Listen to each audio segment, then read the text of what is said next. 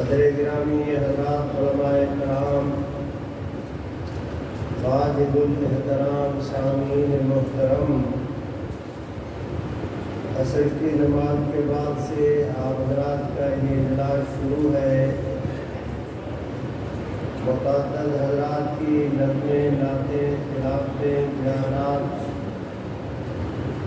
آپ حضرات نے سماعت کیے۔ ابھی تھوڑی دیر بعد انشاءاللہ العزیز بقیہ آپ حضرات کے اس اجلاس کے مہمانان گرامی،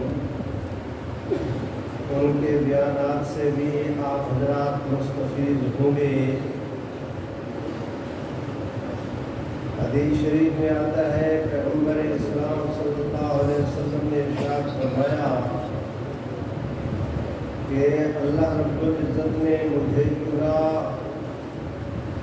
اور میری سنگت کے لیے میرے صحابہ کرام کی جماعت کو چنا۔ رحمت عالم صلی اللہ علیہ وسلم کا یہ ارشاد گرامی کہ اللہ نے مجھے چنا، یہ خالصتاً پیغمبر اسلام سیدنا آدم علیہ السلام سے لے کر اپنی ذات گرامی تک جن جن پشتوں سے پیغمبر اسلام گزرتے رہے اور پھر آپ کے بعد آپ کی آل اور اولاد جن پشتوں سے گزرے گی، آپ کا یہ ارشاد فرمانا کہ اللہ نے مجھے چنا، اس سے مراد یہ حضرات ہیں۔ میرے بھائیوں، میں تھوڑا سا اس کی تفصیل میں جاتا ہوں اور آپ حضرات سے درخواست کرتا ہوں، پوری مخلوق میں سے اللہ نے انسان کو چنا اور انسانوں کی ابتدا اللہ رب العزت نے سیدنا آدم علیہ السلام سے کی۔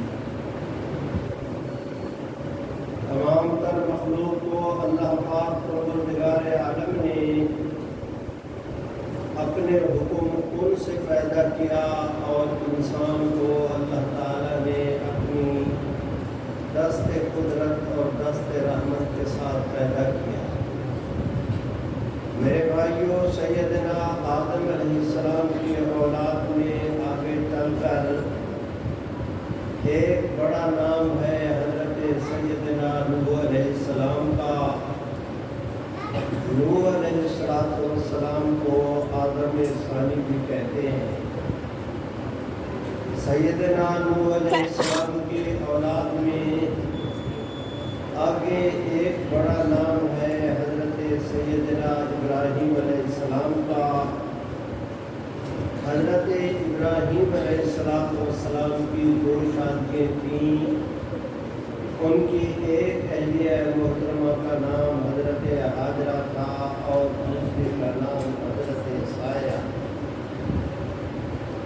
سیدہ حاجرہ سے سیدنا اسماعیل پیدا ہوئے، سیدہ سائرہ سے حضرت سیدنا اسحاق۔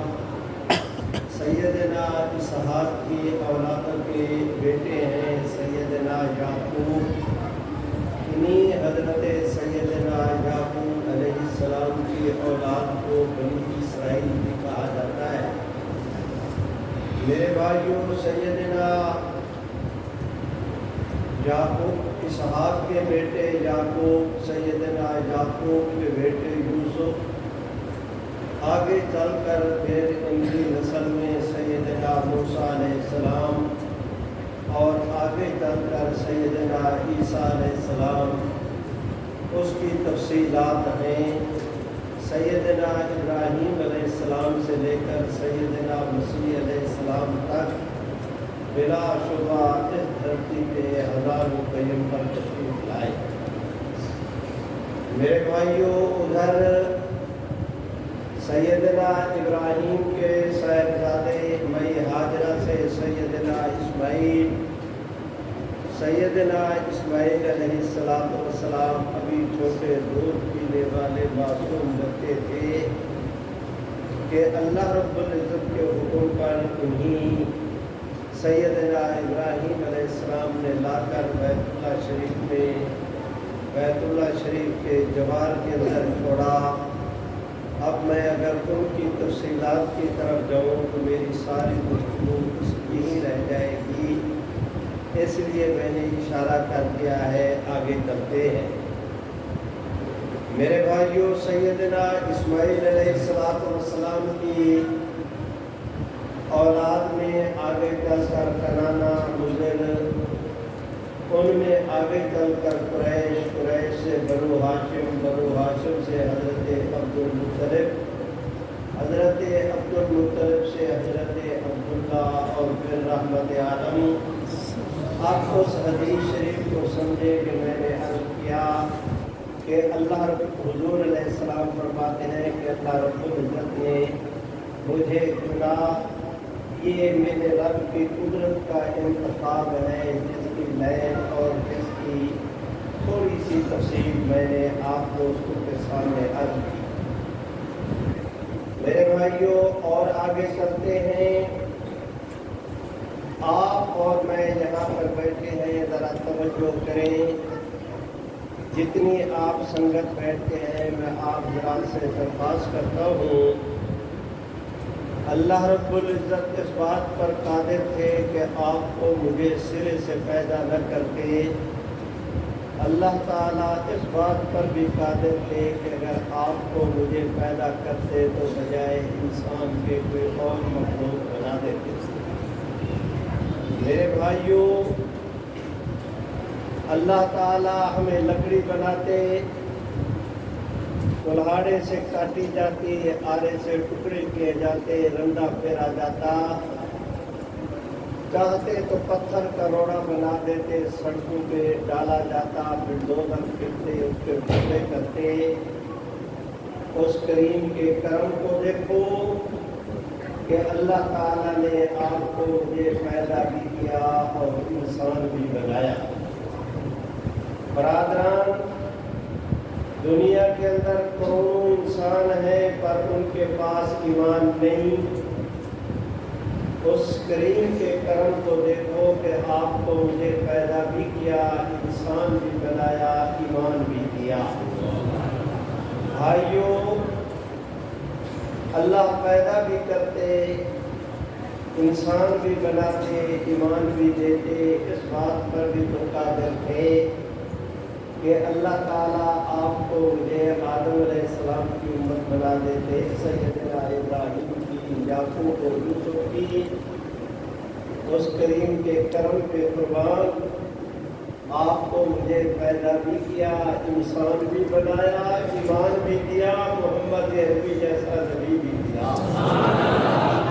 میرے بھائیوں، یہ میں صرف قدرت کے اس انتخاب کی بات کر رہا ہوں کہ جس طرح اللہ رب العزت نے پیغمبر اسلام صلی اللہ علیہ وسلم کی ذات اقدس کے لیے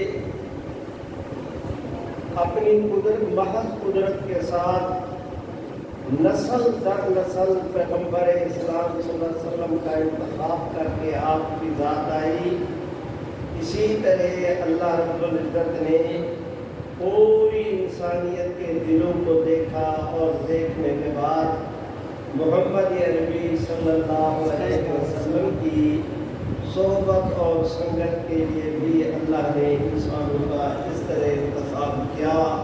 اس کی تفصیلات ہے، میں اس میں نہیں جاتا۔ میرے بھائیوں، میں گزارش کرتا ہوں، سب سے پہلے نبی حضرت آدم علیہ السلام تھے، سب سے آخری نبی پیغمبر اسلام صلی اللہ علیہ وسلم۔ آپ صلی اللہ علیہ وسلم کی مکہ میں اللہ نے آپ کو نبوت دی، مدینہ طیبہ میں آپ تشریف لائے، 23 سالہ آپ کا دور نبوت ہے۔ اس دور نبوت میں حق تعالی شانہ نے کامیابیوں کے حوالے سے پیغمبر اسلام اکیلی ذات اقدس تھی، اور جس وقت آپ گئے، میرے بھائیوں، میں گزارش کرتا ہوں کہ اس وقت دنیا کی ایک بڑی تعداد آپ کی ذات گرامی کی طرف متوجہ تھی، لیکن جو مجھے گزارش کرنا ہے وہ یہ کہ میرے واجب الاحترام بھائیوں، آخری وقت تک آپ صلی اللہ علیہ وسلم نے یہ ارشاد نہیں فرمایا کہ میرے بعد خلیفہ کون ہوگا۔ اشارے ضرور کیے، اور ہمارے اہل لغت کہتے ہیں کہ اشارہ اور کنایا ابلغ من الصریح، یہ صراحت سے زیادہ واضح بھی زیادہ واضح ہوتا ہے۔ آپ نے نام لے کر نہیں فرمایا کہ میرے بعد فلاں خلیفہ ہوں گے، اشارے کیے۔ اور ذرا توجہ کریں، میں گزارش کرتا ہوں، آج آپ تشریف فرما ہیں، ایک ساتھ ایک مئی صاحبہ آپ کی خدمت میں حاضر ہوئی، مسئلہ پوچھا، رحمت عالم نے جواب دیا، اس نے شکریہ ادا کیا، اٹھی 4 قدم وہاں تک گئی، پھر واپس آئی، آگے عرض کرتے ہیں یا رسول اللہ، اگر دوبارہ مجھے مسئلے کے پوچھنے کی ضرورت پیش آئے اور آپ اس دنیا میں نہ ہوں تو میں مسئلہ کس سے پوچھوں؟ حضور نے فرمایا ابو بکر سے۔ سبحان اللہ۔ 4 قدم آگے چلی، پھر واپس ہٹی، حضور کے پاس آئی، عرض کرتی ہیں حضرت اگر کبھی مجھے مسئلے کی ضرورت پیش آئے، آپ بھی نہ ہوں، ابو بکر بھی نہ ہوں، تو میں مسئلہ کس سے پوچھوں؟ حضور سرور کائنات نے فرمایا عمر سے۔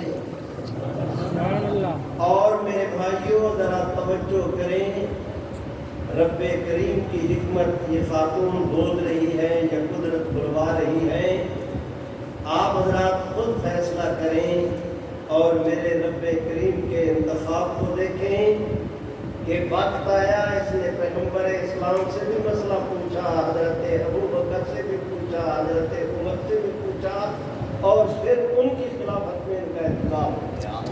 سبحان اللہ۔ جہاں تک پوچھا تھا وہیں تک بات پوری ہوئی، آگے بات نہیں چلی۔ بھائیوں توجہ کریں، حضرت سیدنا رحمت عالم صلی اللہ علیہ وسلم نے کسی کا نامزدگی نہیں فرمائی تھی، بھائی نیم کسی کی تقرری کی ہو خلافت کے لیے، ایسے نہیں ہوا، لیکن واضح طور پر آپ صلی اللہ علیہ وسلم نے اپنے بیماری کے آخری ایام میں خود حضرت سیدنا ابو بکر رضی اللہ تعالیٰ عنہ کے متعلق ارشاد فرمایا، اور پیغمبر اسلام کی زندگی میں حضرت ابو بکر کو رحمت عالم کے مسئلے پہ کھڑا کر دیا گیا۔ سبحان اللہ۔ دنیا جانتی بھی ہے اور مانتی بھی ہے کہ پھر ایسا وقت بھی آیا کہ رحمت عالم نے، میرے بھائیوں سنو، آپ سے عرض کر رہا ہوں، ایسا وقت بھی آیا کہ دنیا نے اقامت کہہ کے تکبیر تحریمہ ابو بکر کی امامت میں شروع کی اور سلام حضور کی امامت میں پھیلا۔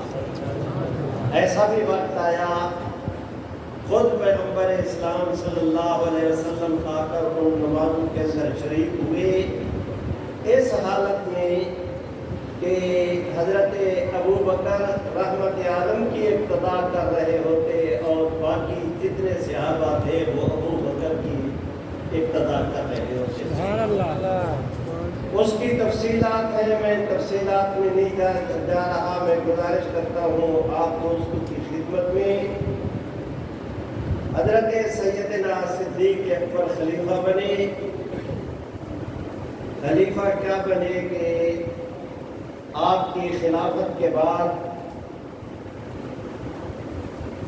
سیدنا علی المرتضیٰ مدینہ طیبہ کے بازار میں جا رہے ہیں، حضرت ابو سفیان نے ان سے کہا بھائی ابو بکر، بھائی علی، حضرت ابو بکر خلیفہ بن گئے۔ سیدنا علی المرتضیٰ مسکرا دیے اور آگے بڑھے۔ انہوں حضرت ابو سفیان نے پھر کہا بھائی علی، ابو بکر خلیفہ بن گئے۔ حضرت علی نے دیکھا، مسکرا دیے، تھوڑے اور آگے چلے۔ پھر انہوں نے کہا کہ بھائی علی، حضرت ابو بکر خلیفہ بن گئے۔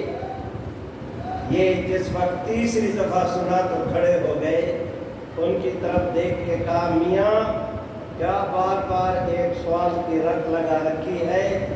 حضور نے ان کو اپنے دین، ہمارے دین کا امام بنایا تھا، ہم نے دنیا کا امام کے طور پہ بھی ان کو قبول کر لیا۔ میرے بھائیوں، میں گزارش کرتا ہوں سیدنا صدیق اکبر رضی اللہ تعالی عنہ، اب میں ان تفصیلات میں چلا جاؤں تو پھر میری بات یہی رہ جائے گی، میں اپنے موضوع کو پورا نہیں کر پاؤں گا۔ میں صرف اشارہ کرتا ہوں کہ جہاں پر رحمت عالم صلی اللہ علیہ وسلم اپنے کام کو چھوڑ کے گئے تھے، سیدنا صدیق اکبر رضی اللہ تعالیٰ عنہ نے وہاں سے اپنے کام کا آغاز کیا۔ ایک دفعہ مانعین زکوٰۃ کا مسئلہ کھڑا ہو گیا۔ آپ نے نماز پڑھی، سلام پھیرا، صحابہ سے فرمایا فلاں فلاں قبیلے نے زکوٰۃ دینے سے انکار کیا ہے، تیاری کرو۔ سیدنا فاروق اعظم نے کہا حضرت، گھر کے بڑے کا وصال ہو جائے تو پتہ نہیں کتنے مسئلے پیدا ہو جاتے ہیں۔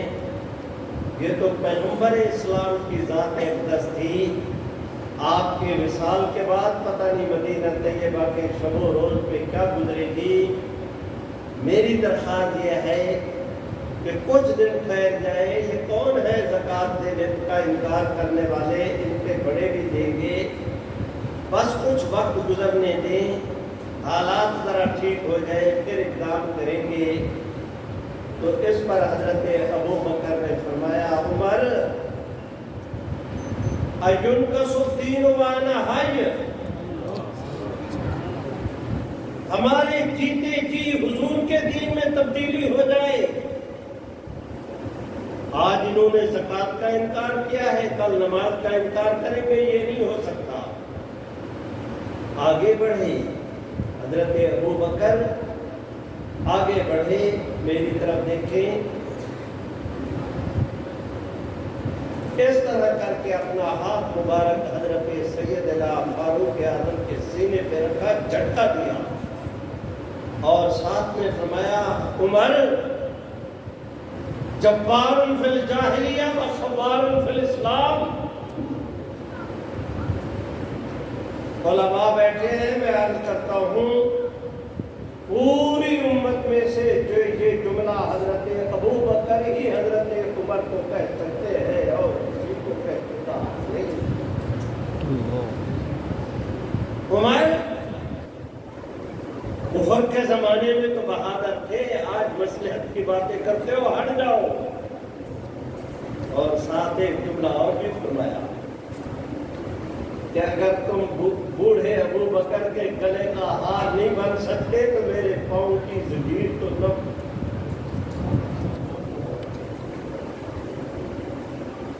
میرے پاؤں کی زنجیر تو نہ بنو، ایک طرف ہو جاؤ، اگر تم نہیں جاتے میں اکیلا جاؤں گا۔ بعد میں حضرت ابو بکر، حضرت عمر فرمایا کرتے تھے لوگو تمہیں کیا معلوم کہ اس دن حضرت ابو بکر نے میرے سینے پہ کیا ہاتھ رکھا کہ ان کے ہاتھ رکھنے سے اللہ نے عمر کے سینے کو کھول دیا۔ اور فرمایا کرتے تھے جس دن میں اسلام قبول کرنے کے لیے رحمت عالم کی خدمت میں حاضر ہوا تھا، اس دن بھی رحمت عالم نے اٹھ کر میرے سینے پہ ہاتھ رکھ کے کہا تھا عمر کیا ابھی تک وقت نہیں آیا کہ تم حق کو قبول کر لیتے؟ حضرت عمر فرماتے ہیں کہ میں نے عرض کی کہ یا رسول اللہ وہ وقت آ گیا ہے، اسلام کی تاریخ میں پہلی دفعہ یک بار کی اجتماعی طور پر امت نے اللہ اکبر کی والہانہ جو صدا بلند کی وہ حضرت عمر کے اسلام لانے پر بلند کی تھی۔ تفصیلات ہیں، میں اشارے کر رہا ہوں۔ سیدنا فاروق اعظم فرماتے ہیں کہ اس دن رحمت عالم نے میرے سینے پہ ہاتھ رکھا، آپ کے ہاتھ رکھنے سے اللہ نے عمر کے سینے کو اسلام کے لیے کھول دیا۔ آج ابو بکر نے میرے سبحان اللہ نسبت وہی کام کر رہی ہے، وہاں بھی ہاتھ ہے، یہاں بھی ہاتھ ہے، سیدھا ایک ہے۔ وہ نبوت کا ہاتھ تھا، یہ صداقت کا ہاتھ ہے۔ فرمایا رحمت عالم نے، فرمایا سیدنا فاروق اعظم نے کہ آج حضرت ابو بکر نے میرے سینے پہ ہاتھ کیا رکھا کہ اللہ نے مجھے دین اسلام کی خدمت جہاد کے لیے ایسے طور پر قبول کیا۔ اور بعد میں حضرت عمر فرمایا کرتے تھے لوگوں تمہیں کیا معلوم او بندگان خدا، آپ سے عرض کر رہا ہوں، آپ سے بھائی۔ حضرت عمر فرماتے تھے اس دن ابو بکر نے میرے سینے پہ ہاتھ کیا رکھا؟ تم سمجھتے ہو کہ اس دن ابو بکر بول رہے تھے؟ حضرت عمر کا کہنا ہے تم سمجھتے تھے کہ اس دن ابو بکر بول رہے تھے؟ زبان ابو بکر کی چل رہی تھی، روح محمد عربی کی بول رہی تھی۔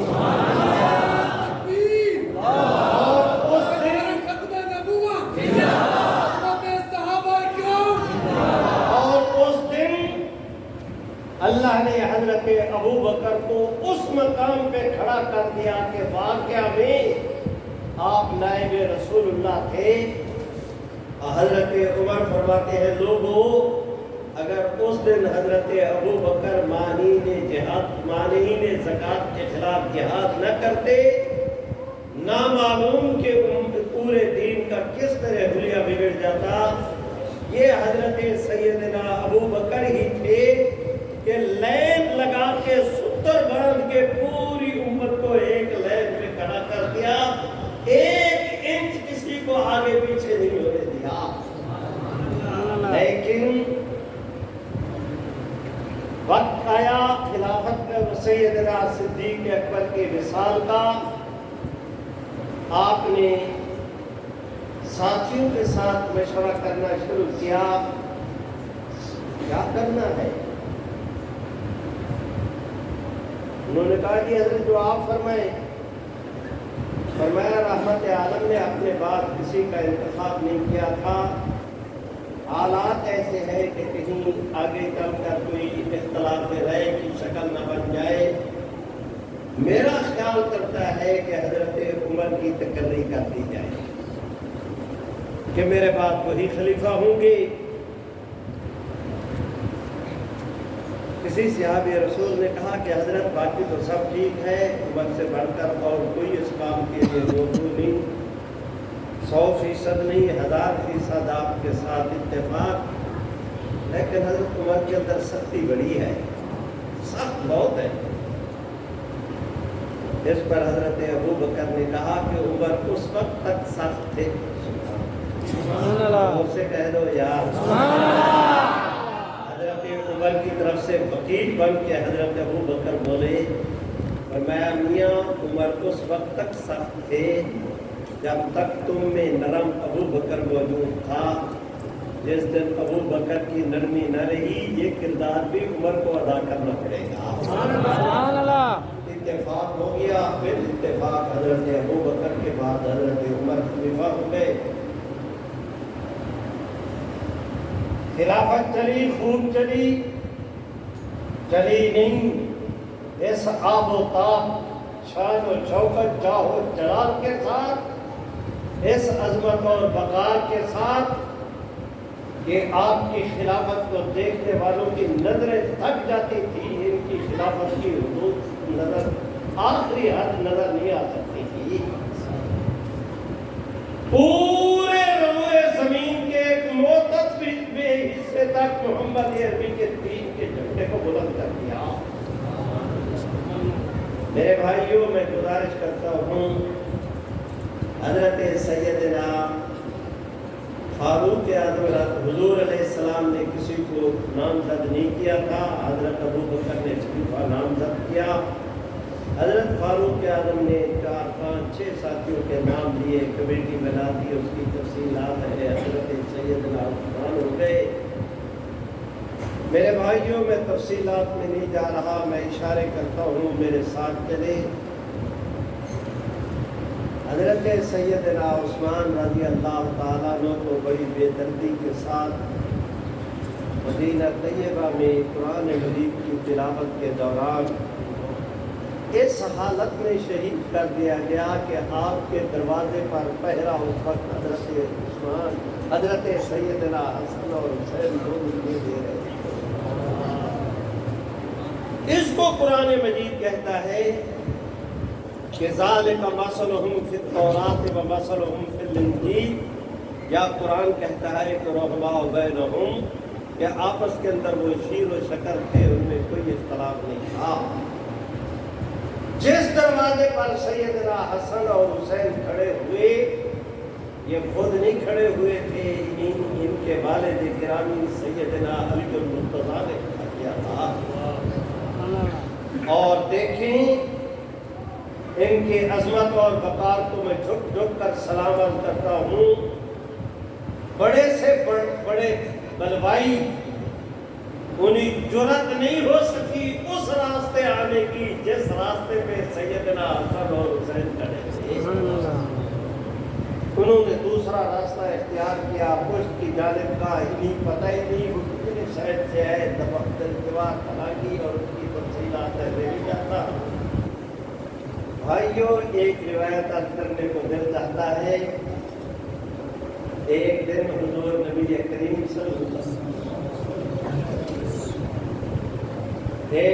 رحمت عالم صلی اللہ علیہ وسلم تشریف لے گئے، ایک کنویں کی مڈیر پہ بیٹھے، اس حالت میں وہ خود مڈیر پہ بیٹھے اور اپنے پاؤں کنویں کے اندر لٹکا دیے۔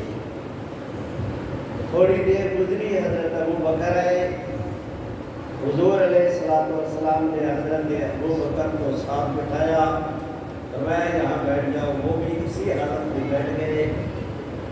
تھوڑی دیر گزری، حضرت عمر آئے، حضور علیہ السلام نے فرمایا تم ابو بکر کے ساتھ بیٹھ جاؤ، وہ بھی ان کے ساتھ بیٹھ گئے۔ تھوڑی دیر گزری، حضرت سیدنا عثمان آئے، حضور علیہ السلام نے انہیں فرمایا میرے کسی کوئی بھی مڈیر پہ بالکل میرے سامنے بیٹھ گئے۔ اب میں تمہیں کس طرح عرض کروں؟ رحمت عالم کے بعد حضرت ابو بکر کا وصال ہوا، اسی طرح حضور کے ساتھ ملے گئے تھے جس طرح حضور سرور کائنات کے مڈیر کے ساتھ ملایا تھا۔ آگے حضرت فاروق اعظم کا وصال ہوا، وہ بھی اسی طرح حضرت ابو بکر کے ساتھ آ کر لیٹے جس طرح رحمت عالم صلی اللہ علیہ وسلم نے ان کے ساتھ مڈیر کے ساتھ بٹھایا تھا۔ اور اگر آپ دوستوں کا ذوق ساتھ دیں، جو گئے ہیں وہ میری بات کو جانتے ہیں تو سمجھیں گے، جو نہیں گئے میں ان سے عرض کیے دیتا ہوں کہ جس وقت حضرت عثمان کی شہادت ہوئی، انہیں بالکل حضور سرور کائنات کے سامنے جنت البقیع میں دفن کیا گیا۔ اور آج بھی کوئی آدمی ستر باندھے نا اور بالکل وہ رحمت عالم کے گنبد حضرت عثمان کی مزار سے شروع کرو، ستر باندھ کے اسے لے آؤ، اسی طرح رحمت عالم کے گنبد خضرا پہ وہی آئے گا جہاں حضور نے حضرت عثمان کو فرمایا تھا کہ میرے سامنے بیٹھ جاؤ۔ خیر اس کی تفصیلات میں یہ میرا موضوع نہیں، بات چلتے چلتے آ گئی، میں نے عرض کر دیا۔ سیدنا عثمان کی شہادت ہوئی پورے، اور جس طرح بلوائی آئے تھے، کوئی کوفہ سے آیا ہے، کوئی بصرہ سے آیا ہے، کوئی عراق سے آیا ہے، کوئی ایران سے، پتہ نہیں کہاں سے کون ان حالات میں سوائے اس کے اور کوئی چارہ نہیں تھا کہ لوگوں نے سیدنا علی المرتضیٰ سے درخواست کی. اور تاریخ کے حوالے سے میں درخواست کرتا ہوں، واقعہ یہ ہے کہ جتنا سیدنا علی المرتضیٰ نے اس امر کو اپنے سے دور رکھنے کی کوشش کی، لیکن اب امت کے پاس قیادت کے لیے سوائے آپ کی کوئی اور شخصیت بھی موجود نہیں تھی. خیرو، آپ سے عرض کر رہا ہوں، رحمت عالم کے وصال کے بعد پوری کائنات میں ابو بکر کی ٹکر کا کوئی آدمی نہیں تھا. سبحان اللہ. سب سے افضل و اعلیٰ شخصیت سیدنا صدیق اکبر کی. صدیق اکبر کے بعد پوری امت میں سب سے افضل و اعلیٰ سیدنا فاروق اعظم، اور پھر سیدنا عثمان. آج جب باری آئی ہے نا سیدنا علی المرتضیٰ کی، مجھے اجازت دو کہ میں آپ سے عرض کروں، مشرق سے لے کر مغرب تک، شمال سے لے کر جنوب تک، تحت الثری سے لے کر عرش معلیٰ تک، پوری امت، پوری انسانیت میں سیدنا علی المرتضیٰ سے بڑھ کر کوئی اور شخصیت آج موجود نہیں تھی. سب سے بلند و بالا، افضل و اعلیٰ، جلیل القدر، رفیع المرتبت شخصیت اس وقت سیدنا علی المرتضیٰ کی تھی. کیسے کیسے لوگوں نے کہا، آپ مان گئے، اس کی تفصیلات میں سیدنا امیر معاویہ نے وہ حضرت فاروق اعظم کے زمانے سے، حضرت عثمان کے زمانے سے شام کے علاقے کے گورنر چلے آ رہے تھے. انہوں نے حضرت علی المرتضیٰ سے درخواست کی کہ حضرت میاں، مانتا ہوں میں ٹال پہ لکڑیاں توڑنے والا ہوں، میں مانتا ہوں کہ توڑی توڑنا میرا کام ہے. آج تم نے سونے کی تولنے پہ اگر قاری صاحب نے بٹھا دیا ہے تو ذرا توجہ کریں، انشاءاللہ ایسے تولیں گے کہ تمہیں مچھر کے پر کے برابر بھی کسی طرح سے جھکاؤ نظر نہیں آئے گا. اور وعدہ رہا کہ میں نے زیادہ وقت نہیں دینا، بس اب چند منٹوں میں بات کو سمیٹتا ہوں. میں گزارش کرتا ہوں سیدنا علی المرتضیٰ رضی اللہ تعالیٰ عنہ کو حضرت سیدنا امیر معاویہ نے پیغام بھیجا، حضرت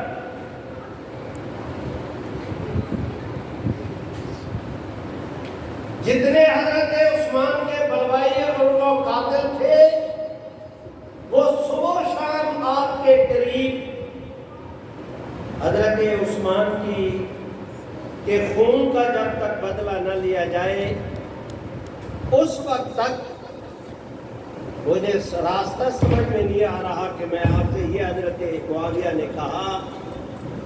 حضرت سیدنا علی المرتضیٰ نے فرمایا، بھائی معاویہ، جب تک آپ نہیں آئیں گے میں اکیلا ہوں، آپ آئیں گے ہم دو ہو جائیں گے. آپ نہیں ہیں، انہوں نے میرے ارد گرد، نہج البلاغہ کے اندر روایت موجود ہے کہ انہوں نے ہمیں اپنا مملوک بنا لیا ہے کہ ہمارے ارد گرد اتنا انہوں نے پہرا کر لیا. آپ آئیں گے، یہ ذرا فضا چھٹے گی، ماحول بنے گا، میرے ساتھ کھڑے ہوں. میں نے حضرت عثمان کے قاتلوں سے بدلہ، ان سے جو ہے وہ اپنا قصاص لینا، نہ میں تو اس کا تصور بھی نہیں کر سکتا کریں گے، لیکن آپ میرے ساتھ آئیں، میرے ساتھ کھڑے ہوں، دونوں ملے، پھر اکیلے میرے بس میں نہیں. بس اس پر حضرت سیدنا امیر معاویہ کی یہ رائے ٹھہری کہ حضرت میری آپ سے گزارش ہے کہ جب تک حضرت عثمان کے قاتل سے بدلہ نہیں لے لیا جاتا میرے لیے بیعت کرنا مشکل ہو رہا ہے۔ حضرت علی فرماتے تھے کہ میں اس وقت تک ان سے قصاص لینے کی پوزیشن میں نہیں جب تک آپ میرے ساتھ کھڑے نہ ہوں۔ اور کریڈٹ جاتا ہے حضرت سیدنا معاویہ کو کہ سیدنا علی المرتضیٰ کی زندگی کے آخری سانس تک انہوں نے اپنی خلافت اور اپنی عمارت کا کوئی اعلان نہیں کیا، بیعت بھی نہیں کی لیکن اعلان بھی نہیں کیا، اور اپنی باقی رہے صحابہ کرام۔ اس تمام تر اختلاف کے زمانے میں بھائیوں میں معافی چاہتا ہوں تو یہ گفتگو شروع ہو گئی، اب چھوڑتے ہیں، جنگیں ہوئی اس کی تفصیلات ہیں، اور ان جنگوں میں ایسا بھی وقت بتایا کہ ادھر سیدنا امیر معاویہ ہے، ادھر سیدنا علی المرتضیٰ، صبح میدان لگنا ہے۔ صحابہ کرام چل کر حضرت علی کے پاس گئے، حضرت یہ کیا ہو رہا ہے؟ مسلمان کے حق ہوں مسلمان، صحابہ کے حق ہوں صحابہ کی گردنیں کٹیں گی۔ سیدنا علی المرتضیٰ رضی اللہ تعالیٰ عنہ نے فرمایا کہ مجھے کیا کہتے ہو، امیر معاویہ سے کیوں نہیں کہتے؟ انہوں نے کہا کہ پھر اجازت ہے ہم ان سے بات چلائیں۔ فرمایا جاؤ جو طے کر لو گے میں تمہارے سبحان اللہ تو کہو۔ اب گئے نا سیدنا معاویہ کے پاس، ان کو جا کر کہا معاویہ کیا ہو رہا ہے میاں، تمہیں پتہ نہیں کہ اس وقت روئے زمین پہ سیدنا علی اور مرتضیٰ سے بڑھ کر کوئی قابل احترام شخصیت نہیں، اور رحمت عالم صلی اللہ علیہ وسلم کے وہ بھائی ہیں، سیدہ فاطمہ کی وہ میاں ہیں، آپ کیا کر رہے ہیں؟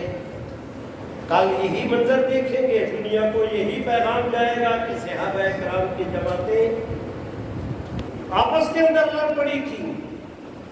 حضرت معاویہ نے کہا کہ آپ مجھے کیا کہتے ہیں، بھائی علی سے بات کیوں نہیں کرتے؟ انہوں نے کہا اجازت ہے ہم حضرت علی سے کوئی بات کر لیں، آپ تیار ہیں؟ انہوں نے کہا تیار کیا ہوتا ہے، میں خود کبھی آپ کے ساتھ ان کے ساتھ دروازے پہ چلنے کے لیے تیار۔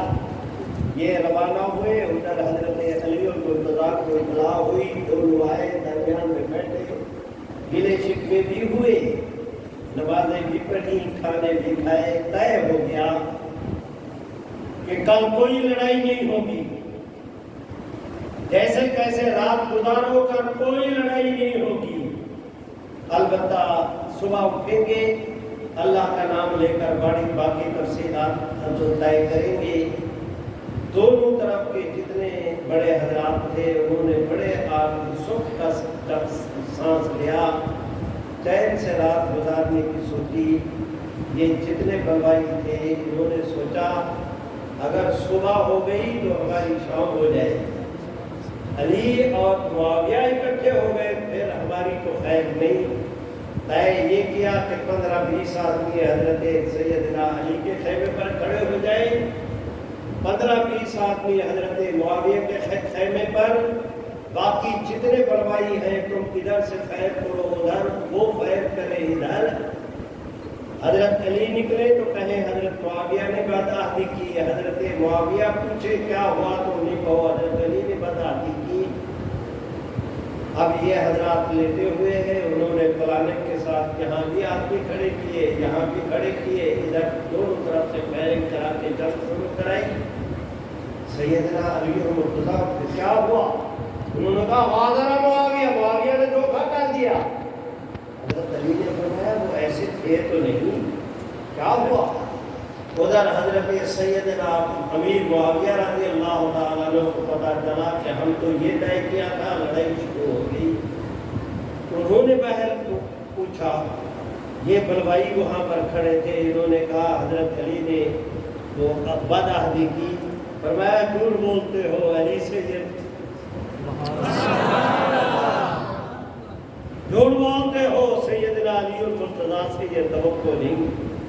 تفصیلات ہیں، نہ چاہنے کے باوجود جنگ ہو گئی، بہت سارا نقصان ہوا، ناقابل تلافی نقصان ہوا، لیکن یہ واقعہ ہے کہ حضرت جس وقت جنازے پڑھانے کا ٹائم آیا، سیدنا معاویہ کے وہ ساتھی جو ادھر آ کر شہید ہوئے تھے، سیدنا علی المرتضیٰ نے ان کا جنازہ بھی پڑھا اور فرمایا ایمان میں ہم ان سے زائد نہیں اور قربانی میں یہ ہم سے کم نہیں۔ ان کی اس طرح انہوں نے عزت افزائی کی۔ میرے بھائیوں، یہ واقعات کی دنیا میں معاملات کا اختلاف ضرور تھا، اسے دین کا اختلاف نہیں کہتے۔ آگے چل کر صلح کی بات بھی ہوتی رہی، بات کسی ٹھکانے نہ لگی۔ اب ادھر سیدنا علی اور مرتضیٰ کا انتقال ہوا، شہادت ہوئی، ادھر سیدنا امیر معاویہ نے بھی اعلان کر دیا، ادھر سیدنا حسین رضی اللہ تعالیٰ عنہ کا اعلان ہو گیا۔ سیدنا حسین کے اعلان ہوتے 6 مہینے تک ایسے چلا۔ اب وقت آیا کہ اللہ رب العزت ایک دفعہ محمد عربی کی صداقت کو پھر پوری دنیا کے سامنے اور اجاگر کرے۔ رحمت عالم نے فرمایا تھا سیدنا حسن کے متعلق، لوگوں ایک وقت آئے گا کہ میرے اس بیٹے سیدنا حسن کی وجہ سے اللہ مسلمانوں کی 2 جماعتوں کو اکٹھا کرے گا۔ میرے بھائیوں، میں آپ حضرات سے گزارش کرتا ہوں، سیدنا معاویہ سیدنا حسن بیٹھے، آپ اس کے اندر تفصیلات میں طے ہوا۔ حضرت سیدنا حسن نے کہہ دیا کہ میں حضرت معاویہ کے ملک کے حق میں دستبردار ہوتا ہوں۔ حضرت معاویہ نے تسلیم کر دیا کہ حق آپ حضرات کا ہے، میرے وصال کے بعد آپ خلیفۃ المسلمین ہوں گے، یہ طے ہو گیا۔ اب آگے اس کی بڑی تفصیلات ہے کہ قدرت کو منظور یہ تھا یا یہ کہ دشمن نے یہاں پر بھی اپنا ہاتھ دکھایا اور سیدنا حسن رضی اللہ تعالیٰ عنہ وہ زہر کی وجہ سے ان کی شہادت کا مرحلہ درپیش آ گیا۔ سیدنا معاویہ کی جیتیں جی۔ اب مسئلہ بن گیا کہ حضرت معاویہ کے بعد سیدنا حسن کو ہے نہیں، خلیفہ کون ہوگا؟ اب میں گزارش کرتا ہوں، سنو، حضرت قاری صاحب نے بٹھایا ہے، اب حوصلہ لاؤ، میں تم سے عرض کرتا ہوں، تسلیم کرتا ہوں، خود سیدنا معاویہ رضی اللہ تعالیٰ عنہ کے آخری عہد خلافت میں بہت سارے حضرات نے، اور اس میں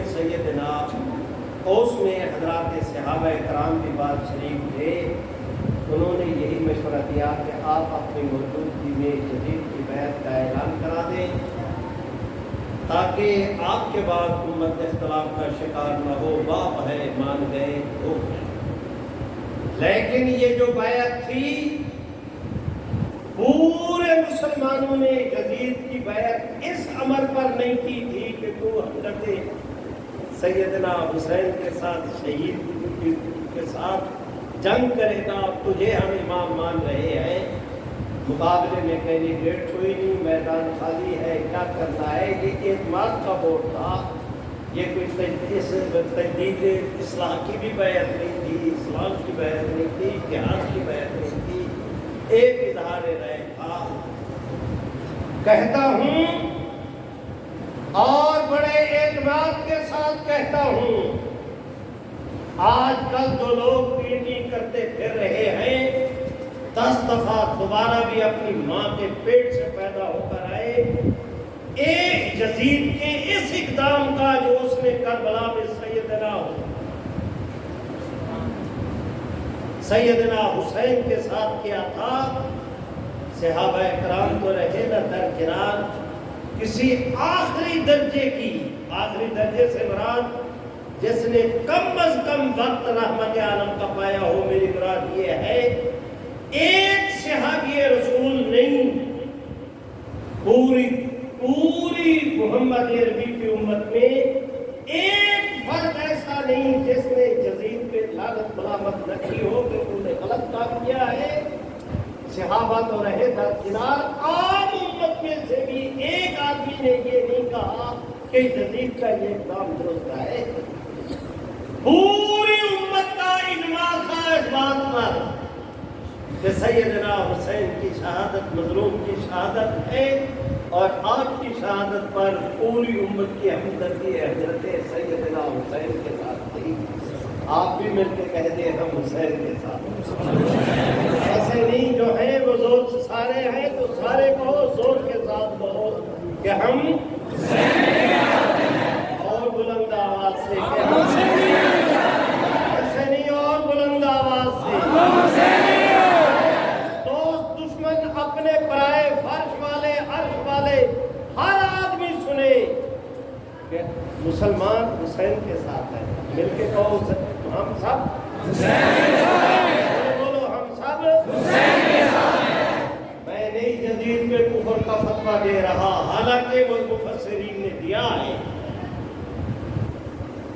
علامہ مظہری پر رحمت اللہ، علامہ ثناء اللہ نے تفسیر مظہری کے اندر انہوں نے ان کے کفر کا فتویٰ دیا، اور بہت سارے حضرات نے، لیکن میں اس وقت اس کی یہ بات نہیں کر رہا، میں نتیجے کی بات آج کرتا ہوں۔ یزید زیادہ سے زیادہ تاریخ کا حصہ ہے، حسین ایمان کا حصہ ہے۔ کروڑوں یزید اکٹھے ہوں، جاگ رہے ہو؟ میں آپ سے پوچھ رہا ہوں، جاگ رہے ہو؟ میری بلا سے بوم بسے کہ ہمارا رہے، کسی کو مرتے لگے یا کسی محسوس کرے، لیکن جو بات حق کی ہے وہ آپ کے سامنے کہے بغیر چارہ نہیں۔ سنو اور یہ بات پلے باندھ کر جاؤ، رب محمد کی قسم، کروڑوں یزید اکٹھے ہوں، سیدنا حسین رضی اللہ تعالیٰ عنہ کے پائے مبارک کے طلبے کی مٹی کے ایک ریزے کے برابر بھی نہیں ہو سکتے۔ ہم حسین کے ساتھ ہیں، زور سے کہہ دو تمہیں پتا بھی ہے میں تم سے کیا کہلا رہا ہوں۔ یہی فرمایا رحمت عالم نے کہ حسین میرا ہے، میں حسین کا ہوں۔ تم بھی تو کہہ دو کہ حسین حسین اور ہم بھائیوں، معافی چاہتا ہوں میری گفتگو لمبی نہ ہو، اب 2 منٹ دے دو، آپ کی بات عرض کرتا ہوں۔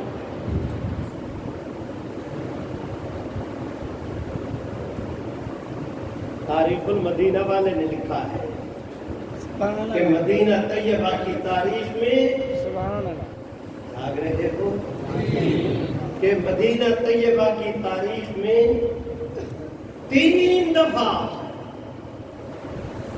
ایسا ماتم قائم ہوا، ایسی غم اور افسوس کی فضا بنی کہ دیواریں بھی مرجھائی ہوئی نظر آتی تھیں۔ پہلی دفعہ یہ موقع رحمت عالم صلی اللہ علیہ وسلم کے پہلی دفعہ یہ موقع رحمت عالم صلی اللہ علیہ وسلم کے وصال پر پیش آیا۔ صحابہ کرام کہتے ہیں کہ مدینہ طیبہ کے در و دیوار سے اداسی اپنے حضور سرور کائنات کی اس دنیا سے ظاہری جدائی کے سبب ہمیں در و دیوار پہ بھی اداسی کے اثرات نظر آتے ہیں۔ سیدنا بلال رضی اللہ تعالیٰ عنہ رحمت عالم صلی اللہ علیہ وسلم کے مؤذن تھے۔ ادھر رحمت عالم کا وصال ہوا، کچھ عرصہ کے بعد انہوں نے مدینہ طیبہ چھوڑا، شام چلے گئے، اور خوب آدمی تھے۔ بسا اوقات ایسے بھی ہوا کہ جنگ میں ادھر حضرت امیر معاویہ کے ساتھی ہے، ادھر سیدنا علی المرتضیٰ کے، یہ حضرت ابو ہریرہ، بعض صحابہ ایسے تھے۔ کھانے کا وقت ہوتا تو حضرت امیر معاویہ کہنا کھاتے تھے، نماز کا وقت ہوتا تو حضرت علی کے پیچھے کرتے تھے۔ انہوں نے کہا کیا ہوا؟ کہنے میں کھانا ادھر اچھا ملتا ہے، نماز ادھر اچھی ملتی ہے، اور کیا میں کام کا تم کون ہوتے ہو کی کرنے والے؟ میرے بھائیوں میں گزارش کرتا ہوں، سیدنا بلال مدینہ طیبہ کو چھوڑا، شام بھی چلے گئے۔ کچھ عرصے کے بعد خواب میں رحمت عالم کی زیارت ہوئی، آپ نے ارشاد فرمایا بلال ہمیں بلا دیا۔ صبح اٹھے، نور کے تڑکے اکیلے نماز پڑھی، دوڑ لگائی، نہ دن دیکھا نہ رات، صبح و شام سفر کرتے مدینہ طیبہ میں پہنچے۔ اب مدینہ طیبہ میں پہنچے، جس نے دیکھا خوشی کا اظہار کیا۔ سیدنا فاروق اعظم کا زمانہ ہے، صحابہ اکرام آپس میں نماز کا وقت ہوا، اذان کا، حضرات خود خلیفہ رسول سمیت انہوں نے درخواست کی کہ حضرت بلال سے کہ اذان دیں، انہوں نے انکار کر دیا، میں نہیں۔ سارے صحابہ کرام نے باہمی مشورے کے ساتھ کہا کہ حضرت حسن حسین کو کہو وہ آئیں، حضرت بلال کو کہیں، بلال کو سب سے انکار کر دے گا اور اسے انکار اب آئے نا سیدنا حسن سیدنا حسین، ایک بازو ان کا حضرت حسن نے پکڑا، دوسرا حسین نے، اور کہنے لگے چاچو آج وہی اذان سناؤ نا جو ہمارے نانے کو سنایا کرتے تھے۔ جس وقت حضرت سیدنا بلال نے اللہ اکبر کی صدا بلند کی، تاریخ مدینہ والے لکھتے ہیں کہ رحمت عالم کے وصال کے بعد آج مدینہ طیبہ کی تاریخ میں دوسری دفعہ روزے دھونے کی ایسے طور پر صدا بلند ہوئی کہ مدینہ طیبہ کی ہر گلی سے، ہر محلے سے، ہر کمرے سے، ہر دروازے سے بچیاں، بیٹیاں، مائیں، بڑے چھوٹے، سارے چیختے چلاتے دوڑے ہیں پورا مدینہ مسجد نبوی کی طرف کہ آج وہ اذان آ رہی ہے جو حضور سرور کائنات کے زمانے میں سنا کرتے تھے۔ یہ حضرت سیدنا اس کی تفصیلات ہیں، میں اس میں بھی نہیں جاتا، میں نے وعدہ کیا کہ میں 2 منٹ میں سمیٹتا ہوں، اب سمیٹ رہا ہوں۔ اور تیسری دفعہ جس وقت سیدنا حسین کے خاندان کے باقیات کا قافلہ شام سے چل کر مدینہ طیبہ میں آیا ہے، میں آپ سے درخواست کرتا ہوں حضور کے وصال پر مدینہ طیبہ میں تھا، آج اس قافلے کے آنے پہ خود حضور سرور کائنات کا بخود خضراب آج غمگین نظر آ رہا ہے۔ حدیث شریف میں ہے، رحمت عالم ایک صحابی آئے، وہ کہتے ہیں کہ میں نے خواب کے اندر دیکھا کہ رحمت عالم صلی اللہ علیہ وسلم شیشی اکٹھی کر کے ایک شیشی کے اندر خون جمع کر کے آپ تشریف لا رہے ہیں، اور آپ کے چہرہ اقدس پہ غبار کی کیفیت ہے، بے چینی کی۔ وہ صحابی کہتے ہیں کہ میں نے رحمت عالم سے پوچھا کیا ہوا، انہوں نے رحمت عالم صلی اللہ علیہ وسلم نے ارشاد فرمایا کہ آج میرے بیٹے حسین کو کربلا میں شہید کر دیا گیا ہے، میں ان کا خون جمع کرنے کے لیے گیا تھا، اس میں وہ لے کر آیا ہوں۔ میرے بھائیوں، میں آپ حضرات سے درخواست کر رہا ہوں، ایک دفعہ سیدنا ابو بکر بیٹھے ہیں، ادھر سیدنا علی المرتضیٰ بیٹھے ہیں، ایک یہ شہزادے آئے نا تو حضرت سیدنا علی المرتضیٰ نے اپنی طرف بلایا، حضرت ابو بکر نے اپنی طرف بلایا، حضرت حسین کو انہوں نے اپنی طرف بلایا، انہوں نے اپنی طرف بلایا، تو حضرت سیدنا ابو بکر قریب تھے، انہوں نے ہاتھ دے کے بلایا اور اپنے یہاں پر بٹھایا، اور بٹھانے کے بعد حضرت علی کی طرف دیکھ کے کہا ابن علی شبہن للنبی، علی یہ بیٹا آپ کا ہے لیکن اس کے چہرے مہرے سے محمد عربی کی ادائیں نظر آ رہی ہیں۔ میرے بھائیوں، میں آپ حضرات سے گزارش کرتا ہوں، آخری روایت حضرت سیدنا فاروق اعظم رضی اللہ تعالیٰ عنہ کے صاحبزادے حضرت غالباً حضرت عبداللہ ابن عمر، حضرت حسن، حضرت حسین، حضرت عبداللہ ابن عمر، ہم عمر ہیں، مدینہ طیبہ کے اندر رہتے ہیں، آپ اس کے اندر کھیل رہے تھے، کھیلتے کھیلتے بچوں میں کسی بات پہ تھوڑی سی تیزی ہوئی تو ایک شہزادے نے کہہ دیا حضرت عبداللہ ابن عمر کو، باتیں بناتا ہے تم تو ہمارے غلام ہو۔ حضرت عبداللہ ابن عمر نے دوڑ لگائی، گھر گئے اور اپنے والد کو جا کر کہا کہ آج مجھے حسین نے کہا ہے کہ تم ہمارے غلام ہو۔ ادھر سیدنا حسین چلے تو سیدنا علی المرتضیٰ سے جا کر کہا کہ آج ان کی انتقال ہو گئی، میں نے ان کو اپنا غلام کہہ دیا۔ हज़रत अली ने समझाया कि तुमने अच्छा नहीं किया, तुम्हें ऐसा नहीं करना चाहिए था। वो तुम्हें है उनके वालिद गिरामी को आप जानते हैं, वो इतने बड़े तुम्हें ऐसे, वो उनको समझाया। इतने में हज़रत अब्दुल्ला इब्न उमर ने जो हज़रत उमर से कहा कि वो तो मुझे कहते हैं तुम हमारे गुलाम हो। हज़रत अब्दुल्ला इब्न उमर का हाथ पकड़ा। हज़रत उमर ने सीधे हज़रत अली मुर्तज़ा के दरवाजे पे गए। आगे हज़रत अली बात सुन चुके थे, वो बाहर निकले। उन्होंने कहा मैं माजरत करता हूँ। हुसैन उन्होंने इनको ऐसे नहीं कहना चाहिए था, बच्चा है कह दिया, वो भी तो आपका बच्चा है, कहने दे। हज़रत उमर ने जवाब में कहा कि मैं ये चुप्पा करने के लिए नहीं आया, मैं सिर्फ इसलिए हाजिर हुआ हूँ, इन्हीं कहो कि ये तहरीर लिखकर मुझे दे दे कि उमर की औलाद हुसैन की नाम है, और मैं इसी तहरीर को कल अल्लाह रब्बुल इज़्ज़त के हुज़ूर अपनी निजात के लिए पेश करूँगा। सहाबाए कराम का, हज़रत सैयदना फारूक आज़म का और ख़ुद मोहम्मद अरबी सल्लल्लाहु अलैहि वसल्लम का, हज़रत सहाबाए कराम का, सैयदना हुसैन के, उन हज़रात के नज़दीक हज़रत हुसैन का मकाम ये था। आपका क्या ज़ौक़ है ये आप जाने, आपका रब जाने। मैंने दयानतदारी के साथ हज़रत क़ाज़ी साहब के हुक्म पर जितनी तफसील आप कर सकता था तो सब बात की। मैं दरख्वास्त करता हूँ किसी को बुरा भला कहने की बजाय इस बात पर कायम रहें कि हम हुसैन के साथ हैं। जो कहते हैं हुसैन के साथ हैं वो खून के साथ ज़रा कह दें, ऐसे तौर पर कि तुम फर्ज पे बोलो, तुम्हारी हाज़िरी हक पे लगे, मिल के कह दो हम हुसैन के साथ हैं।